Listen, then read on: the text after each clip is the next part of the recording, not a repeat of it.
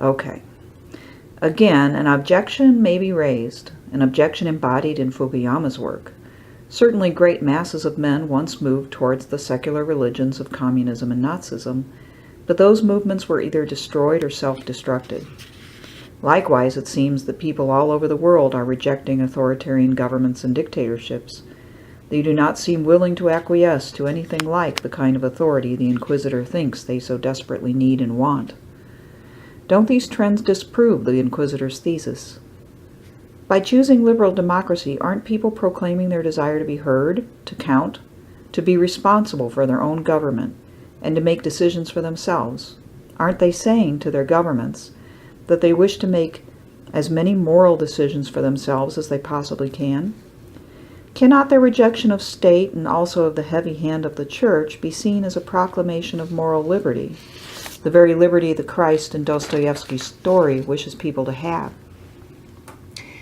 At first glance, the answer must be yes. The growing support for liberal order and democracy, taken at face value, seems to be a growing support for individualism and free will. But when we remove ourselves from theory and view the practical results at the end of the 20th century, can we be so sure that liberal democracy is the antithesis of the secular religions of Marxism and Nazism? As the liberal state changes under pressure of the very democracy it supports, doesn't it share in many of the attributes that the Inquisitor would have praised as necessary and desirable? If this is so, is liberalism to be considered another secular religion, albeit of a more immediately benign variety? Is the modern liberal state subject to its own variety of state worship? What is the attitude of people in today's Western liberal states towards the government under which they live? Is government limited and shaped by their consent, or is government increasingly considered the source of all solutions, the battleground for legislation of morals, the font of all material plenty, the creator of wealth, and the redistributor of all goods in society? Indeed, one must look at the growth of the Western welfare state and ask the same question the Inquisitor asked. Just how much responsibility do individuals want? Apparently, at least for now, the answer is not much. Well-meaning people in today's liberal societies often strangely echo the Inquisitor's most humane statement. Oh, we shall allow them even sin. They are weak and helpless, and they will love us like children because we allow them to sin.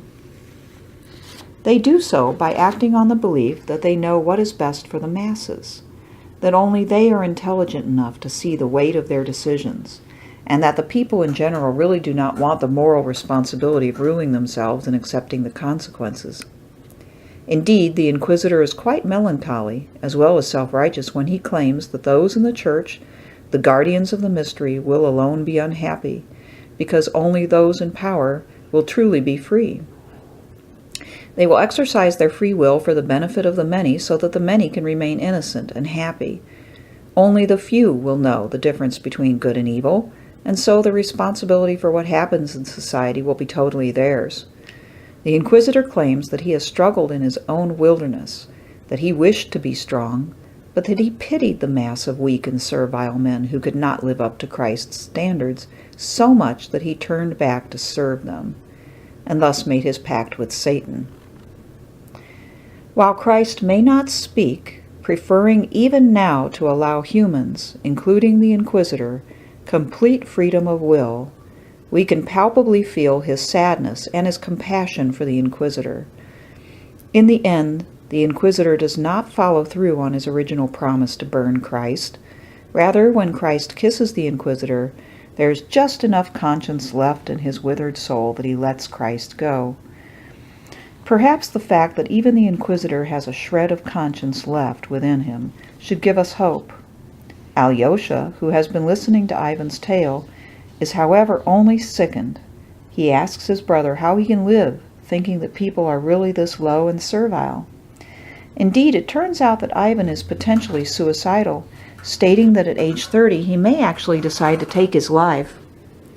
Ivan has told his brother that he believes that nothing is true, and if nothing is true, everything is lawful or possible. Ivan is convinced that all religious teachings are lies, and that if Alyosha and others would only wake up to this fact, they would also embrace his nihilism. Even though Ivan parts from his brother with love, what is to keep Ivan, believing as he does, from displaying great cruelty? For men such as Ivan, there are no restrictions on behavior. Ivan truly is a man for our times. The West stands at the forefront of a new era, an era of rapid, startling political, social, and economic change. It has witnessed the fall of communism as an actual regime as well as an idea. It is now confronted with growth and competition from the developing countries. The world is dazzled by the pace of European economic integration. Well, that's coming to an end, perhaps. And we speculate with a sense of uneasiness about the growing commercialization or globalization of the world.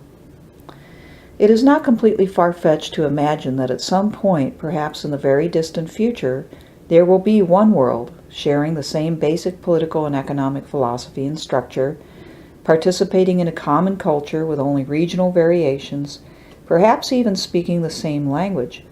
As for right now, it appears only that democratic liberalism has triumphed over its ideological competitors, at least in the short term. Will liberalism someday be the political future that all human beings share? In his book, The End of History and the Last Man, Francis Fukuyama believes that we in the West are overly pessimistic about our own heritage when, in response to the above question, we proclaim, almost instinctually, no. Americans seem especially uncomfortable with the assertion that the United States, as the most powerful and prosperous democracy, is at the forefront of or should lead this change. Perhaps this is because the assertion appears ethnocentric, or perhaps, as Fukuyama suggests, our pessimism with ourselves runs deeper than that current catchword. Fukuyama speculates that our pessimism was created by war, specifically the devastation of the two world wars. During those wars, the Western world witnessed how barbaric its purportedly enlightened peoples could be, how technology, supposedly useful in the service of progress for humanity, could be turned against civilization. If we Westerners are supposedly so civilized and have such a handle on the best political order, if we're so progressive, how do we explain National Socialism? How do we turn away from the trench warfare of World War I or the fire and nuclear bombing of civilian centers during World War II? How can we claim that liberal democracy is an aspiration for the whole world, a world that has witnessed its striking practical imperfections? We carry these doubts with us today, now under the self-critical label ethnocentrism. Fukuyama suggests that even though communism maybe is dead, we still do not feel certain that our system is best. We're plagued by doubt, but according to him, this is a mistake. Whether or not we accept it, Fukuyama provides us undeniable proof that liberalism is spreading worldwide and that part of that spread is inspired by what is perceived by others to be Western success. Fukuyama shows us how one by one strong states of both the authoritarian and the communist variety have fallen because of their rigidity, lack of legitimacy, and internal contradictions. Fascism, he claims, would have fallen of its own accord if it had not been defeated in World War II, because fascism fed off of continuous imperial expansion, and at some point there would be nowhere left to expand. Communist states were, of course, weak economically. There was no incentive built into the communist system, and waste and inefficiency were rampant. But they also failed because of their mistaken notions about human nature. These states sought to remake human beings through manipulating their environment. Such totalitarianism, it turns out, was never accepted by the people as legitimate. While the West stood in awe of the great Soviet machine, doubting its own superiority, the communist regime was collapsing on its own. Hence, change in the Soviet Union occurred first largely without our knowledge, and then with our knowledge, but largely without our help, though apparently the Western example was all important. Fukuyama seems to tell us that since liberalism is obviously the winning the day, we ought to give up our doubts about liberal regimes and finally realize that the West was right. Even persistent problems such as poverty, racism, and government encroachment into private life in liberal regimes should not make us doubt the essential rightness of the idea of liberalism. Eventually, liberalism will solve all its problems, or at least enough of them to maintain its stability. According to Fukuyama, all this is simply a matter of time. If we accept Fukuyama's entire argument up to this point, however, we may still feel uneasy about our triumph, especially the claim that it constitutes the end of human political and social change. Fukuyama himself expresses doubt about the value of that end in the final part of his book, The End of History. The seeds of his doubt, and of our doubt, can be found in the very foundations and development of democracy as Fukuyama describes them. It is just possible that our concern about ethnocentrism, or the arrogance involved in proclaiming our system number one, might have its roots in the intimate knowledge and experience we have of our own democracy. Okay, well that ends a section, so I'll start up with the next one on the next section, which is entitled Freedom or Slavery, and goes further into basically describing Fukuyama's argument in The End of History. So you might want to listen to that if you're particularly interested in what Fukuyama had to say back then. All right, bye.